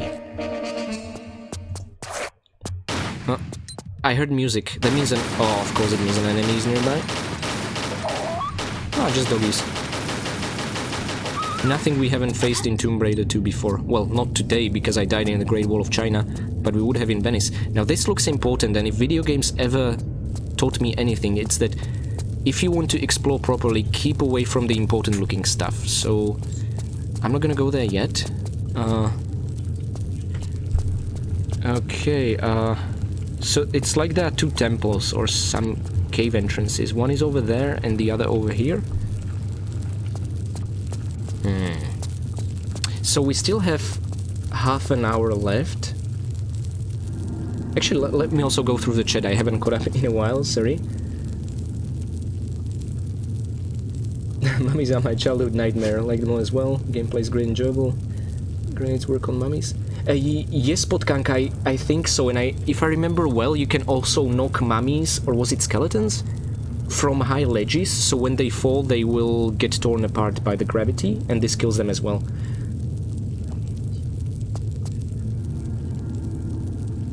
So you gotta give up on... Yeah, Potkanka, you raised a good point. When I'm gonna be doing a completionist let's play, I'm not gonna be able to kill some mummies, but I still think I'm not gonna cheat because we had some unkillable enemies in the previous games as well. I remember in the Golden Mask expansion of Tomb Raider 2, there were these invisible Inuit monk warrior spirits or something like that. And some of them Lara would not aim at and couldn't be killed, so I made sure to make a note of that in my statistics video. I'm super obsessive, by the way, when it comes to completion, so after each playthrough of my LP of one of the games, I make like a whole video about how many items, pickups, kills, secrets of each category there are. And also I make some observations specific to my playthrough, like how many deaths we had, and it's... Honestly, it feels like when you return from a vacation and you're looking through the pictures that you took. So this is like a similar thing, but it's about, not a vacation, but a let's play of one of the Tomb Raiders. And yeah, there were already some unkillables there, so I guess principally it's no different in Tomb Raider 4, but in quantity of those enemies it might. Whew, okay, we're still good. Hey, thank you for the follow, Bearded Boggle. That's nice. Does this game have a New Game Plus with all weapons? That's a good question. You know what? I'm soon gonna finish the PS1 version of the game, so I can let you know afterwards if that's the case. Because I'm literally in the final few levels. Right, so we need to pick up a bloody star somewhere.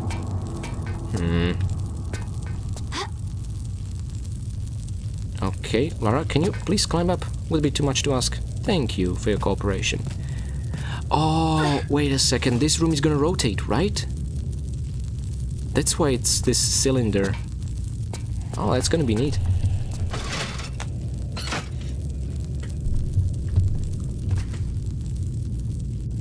Okay, perfect. And by the way, a disclaimer I haven't made yet. Unfortunately, as I'm not a streamer and my stream is very amateurishly set up, I don't think I am receiving notifications when someone donates, but you know, if you do, just please consider this my most humble thank you, really. And I'm gonna check after the stream and after the marathon is finished. And really, it doesn't really matter to which one of us you guys will donate to, as long as it goes to the same cause. Because, you know, piece by piece, it makes a difference. Okay, there we go.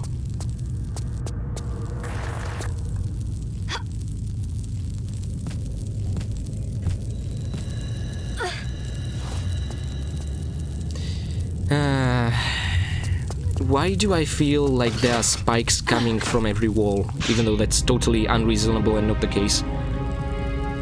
Oh, that's why. Okay. So they tell us that a path to a key item is blocked with more spikes. Oh, do you think this is maybe rotating, happening live? So it's not just a cool camera shot, it's the actual room rotating. Yes, I mean, this is the way we came from, and it's completely elsewhere. I'm still impressed that the engine can do it, and I think, you know, one of the first rooms of the previous level, the Tomb of Seth, actually, what's this one called? Burial Chambers, okay. is the sort of sand trap, you know, where the sand fills the room, and the cool thing is you can stand on it, and the game can handle the verticality, so Lara just keeps going up like in an elevator in the Opera House in Tomb Raider 2. I'm still amazed that the game handles verticality smoothly. I don't know why, because of its blocky nature I would expect issues with that. Okay. I can't see much, but I can make outlines of a ladder.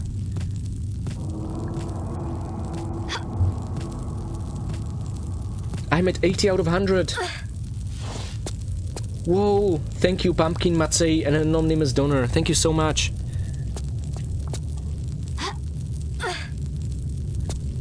Okay.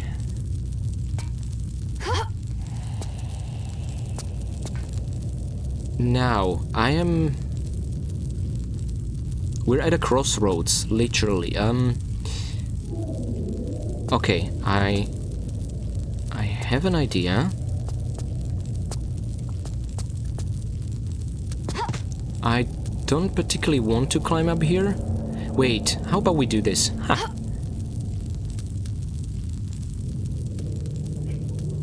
Yes! I mean, this is such a cool feature of Tomb Raider 4. I think it's something that seasoned Tomb Raiders have been thinking about since the ages past. And finally the developers decided to design levels that could accommodate this without some exploitation or anything like that. But I have to say, I feel like it's a bit underused. Like, there aren't that many moments to actually use it. And... wait, what? Can we also do that? Oh dear god, this makes me nervous. Okay, let's see just how deep this goes. Oh, no, no, no, no, no, no, no. I mean, come on guys, worst case scenario, we will see Tomb Raider 5, right? Let's see if Lara can grab the ladder like... oh, thank goodness, I wasn't sure. Whew. Yeah, this looks to be the correct path. Yes, Bearded Boggle, we are all holding you onto your promise of dressing up as our favorite Disney princess, Ariel. And by the way, I don't think you need to shave your beard for that purpose. Like, if you just add a wig, it will be red beard and a red wig. I think it will go well together. Oh, the mummy's coming alive. I think it also wants to see a cosplay.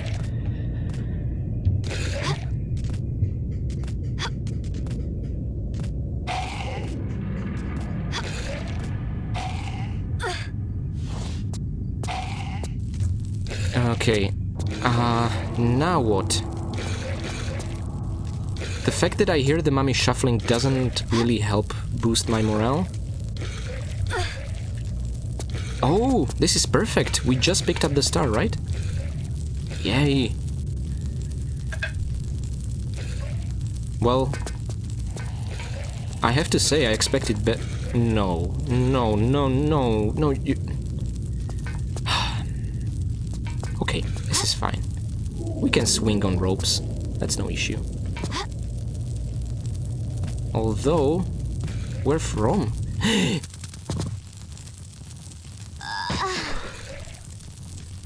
This reminds me of... this reminds me of... of the yesterday stream by the Brotherhood of Gaming.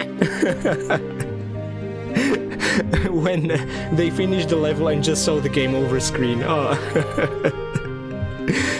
Well, interesting, you know, after pretty much 26 years of playing these games, I still learn new things about the engine.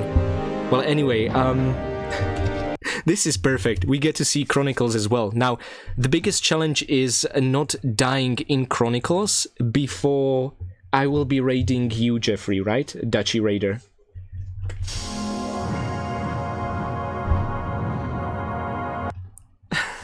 This is so funny. Okay. But we at least made it through the Peru levels of Tomb Raider 1 without dying. I mean, that has to count for something. Okay, it seems I already made a save here, Streets of Rome. That's very good. So we don't have to watch the camera angle. Now, interesting thing for those of you who are interested in playing Tomb Raider Chronicles, the game supports widescreen resolution. I think was the first one to do so, but it looks... the developers did a... I'm not gonna say shitty job, so I'm gonna say shoddy job language, you know, kids, etc., etc. But while the game is widescreen, the field of view and the camera distance from Lara is sickeningly close. Like, it makes you feel like you're not covering huge distances and makes you feel a bit dizzy. What you're seeing right now is I've applied the Tomb Raider 234 patch on Tomb Raider 5, but I did not tick the widescreen fix. I just fixed the field of view and camera distance settings. So if any one of you is interested in getting the same settings that I used in this stream, just let me know and I will ping you the specifics that I applied into the patch. But I think Tomb Raider Chronicles really looks nicely now, and I'm super happy that the patch for Tomb Raider 4 still worked on that. Oh my god, what's going on in the chat? Oh no, bets! Ah! No. Oh, don't be cheap, game. Oh, that's not a trapdoor, that's a block? Guys, confession time, I have not played this game since 2011. That's 9 years ago. So... Well, it's nice. That's the beginning and end of my knowledge about the game.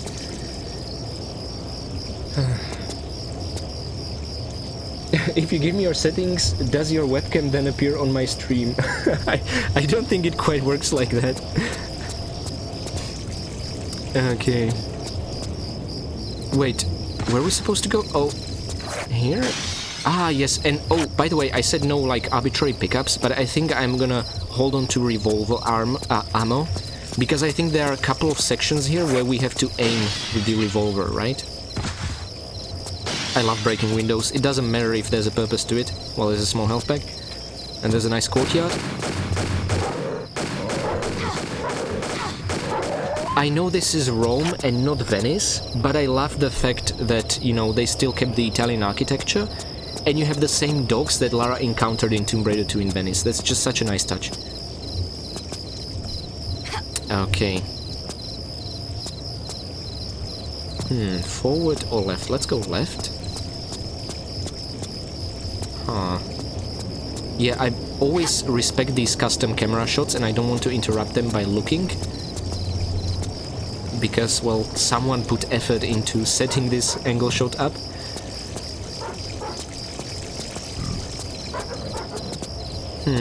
I think I hear a doggo barking somewhere. Chronicles is my least favorite, but I still love it all the same. Yeah, so I have how to put it? I think the Tomb Raider Chronicles levels are some of my most favorite out of all the classics. They are fun, they are on the short side, that's true, but the fact that the environments change so often makes them super rewarding, and that's easy to do in a game that's short from the get-go, right? So it wouldn't be fair to praise the game for it, I guess. But saying that, when I did my marathon of all Tomb Raider classics, I was really impressed by how far they pushed the Tomb Raider Chronicles engine. I mean, the stuff that's happening in the levels in New York, you know, with the rope gun and the androids and the poisonous gas and knocking enemies out from behind, I'm like, what? The engine could do that? You know, I'm just amazed. It's such a curious piece of gaming. Wait, was that Larson? Was that Larson? We just kicked his ass at the beginning, well, like 40 minutes in the stream. Ah, so he's aiming for some payback. Well, okay, mister. You'll get what you're due. Oh yes, there's Pierre as well, and Lara will be super cruel and he will die. Yes, of course. Okay, cool stuff.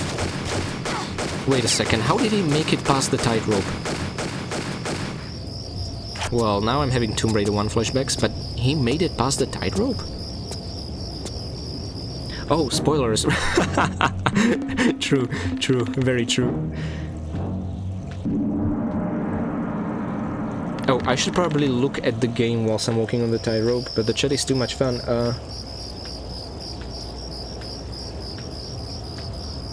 Yeah, favorite cutscenes in the series. That's true, like, the writing, it's so unbelievably funny. Oh man.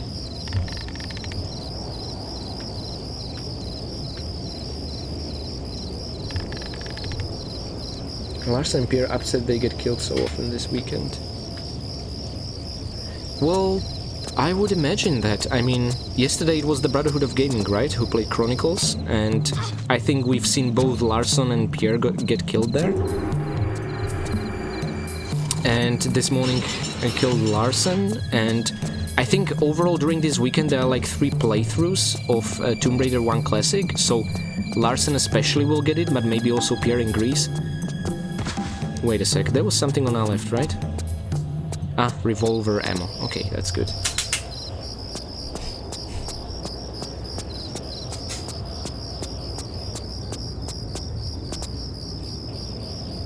Red alert. Yeah, that's the New York level, absolutely. I'm actually terrified about making an LP level and a complete guide for that level. But, we'll see. I mean, I love tough, challenging levels like that.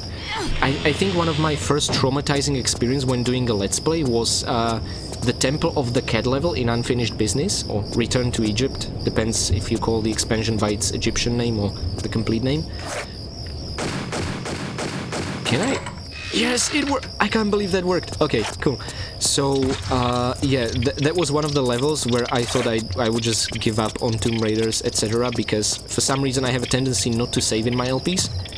It was literally the final jump that made me kill myself as we were heading outside of the Temple of the Cat. And often when something similar happens in one of these playthroughs, I just keep referring to Temple of the Cat. It just became like my calling card. Okay, we should have 2, right? Right.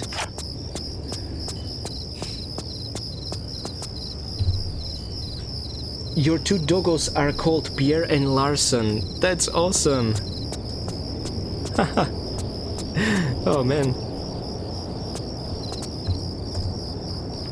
So does Pierre buy milkshake to Larson like in here? I bet he does. And I think Larson got kicked in the head at some point. I hope that didn't happen to your doggo.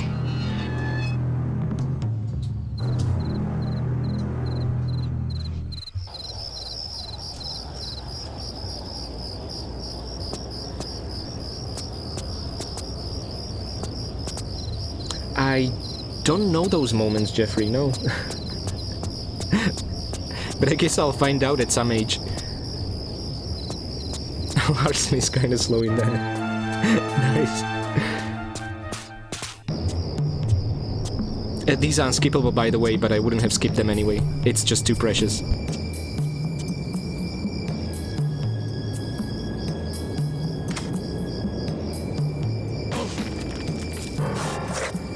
Rodents, I wouldn't wonder. Big rodents.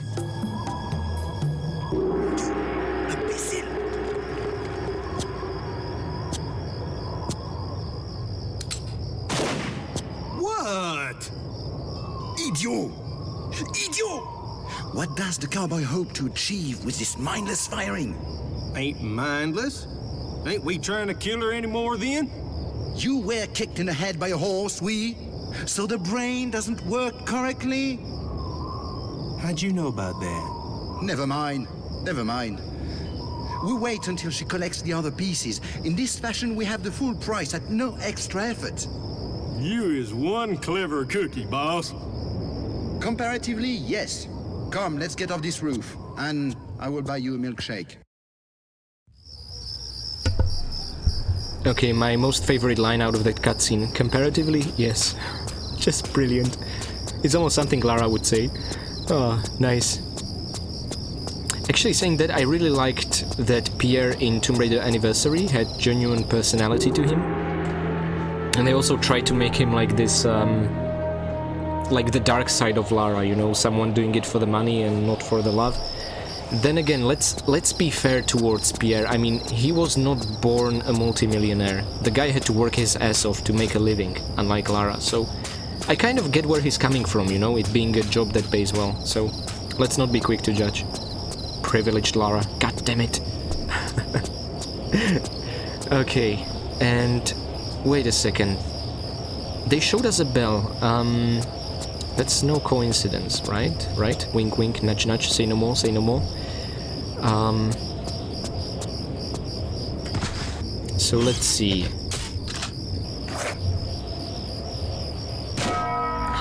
Oh, that's so satisfying. I want to do it again. I'm wasting ammo, but come on, this is great. Okay, well the door didn't... Oh, that door opened. Right. I thought we were gonna get into the temple, but that'd be too straightforward. Okay, so 10 more minutes, and then I'm gonna rate you Duchy Raider, right, Jeffrey? So I'm just gonna type in /rate space Duchy Raider, if I'm not mistaken. Sorry, this is like the second stream in my life.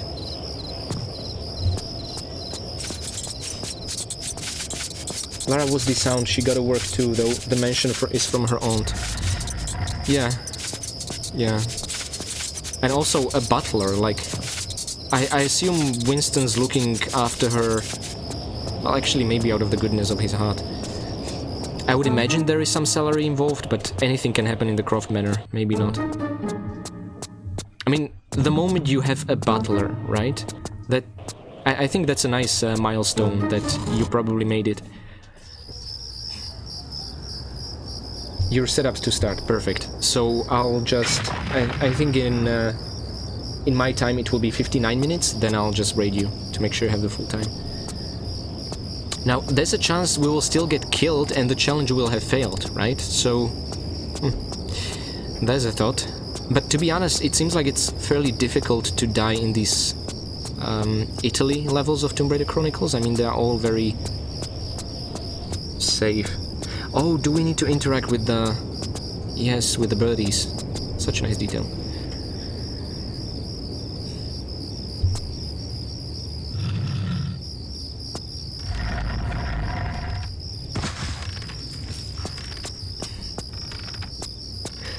I love the chat, I really do.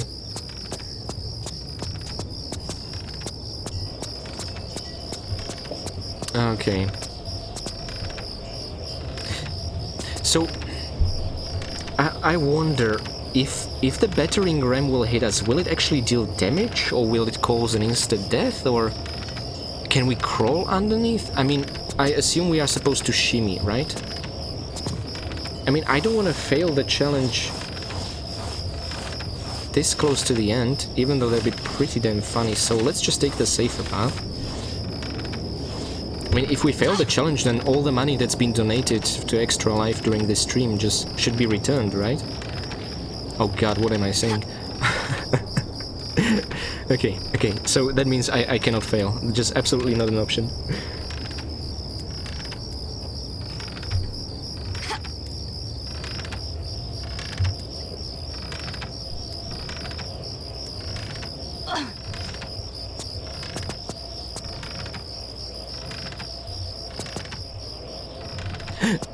Okay. I was looking at the chat for a while and I almost dropped. Oh, okay, so the other bird... It's a raven that turns into... I can't think of the English word now for a dove, right? Dove is the word for the white birds representing peace. I think so, yeah. It's not a seagull, that's for damn sure. Pigeon. Well, it's more like the grey variety. Let's call them penguins. You cannot go wrong with penguins.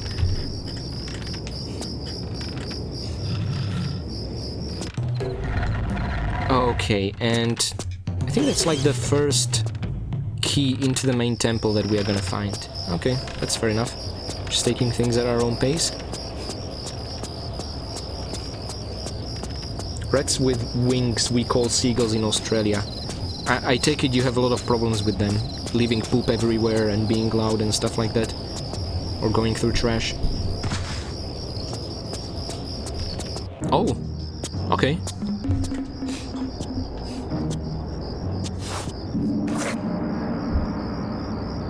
Calm, Lara. We're all friends here. Begging your pardon, ma'am, but if you'd like to put them pea shooters away.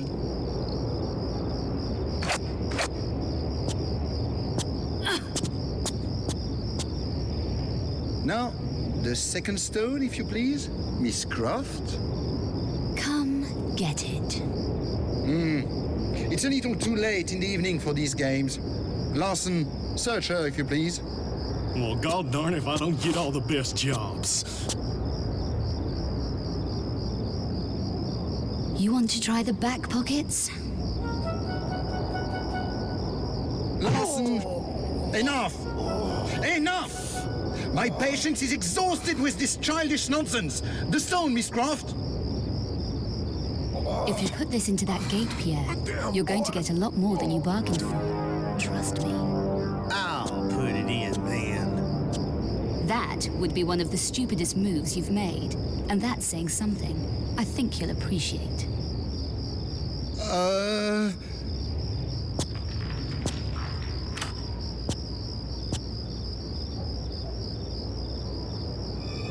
A nice try as always, Miss Croft. Wait for it.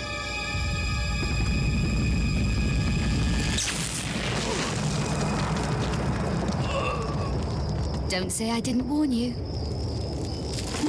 What is it? What have we done? In your usual flamboyant style, you have set in motion the next gate phase. Next gate phase? If my memory serves me, the gate has realigned itself.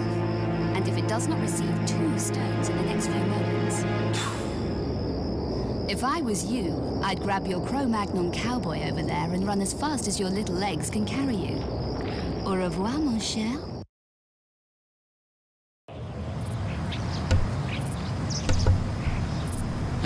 Wasn't it just refreshing?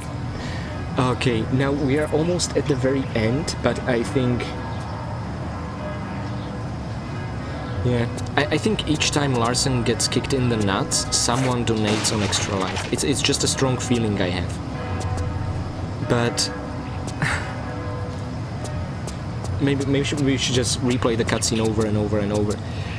But yeah, so this is probably the point at which I'll end the stream. Not really enough time to continue, and I will rate Jeffrey soon. So thank you guys really so much for being with me, and yeah, so we survived the first few Peru levels of Tomb Raider 1. We didn't make it past the first level of Tomb Raider 2. We died into the temple ruins of Tomb Raider 3, and we also died in the second level of Tomb Raider 4. So by all accounts, not a great performance. Then again, I didn't really practice, and we are still alive in Tomb Raider Chronicles, and we've seen what happened to Larson. So anyway, thank you so much, and yeah, I'm gonna really think about a challenge for the next year, maybe somehow even improve this one. And in this case, over to you, Jeffrey, actually. Let me just go to the title, just so it's a bit thematic, you know, we are at Lara's funeral. Please don't make her suffer too much.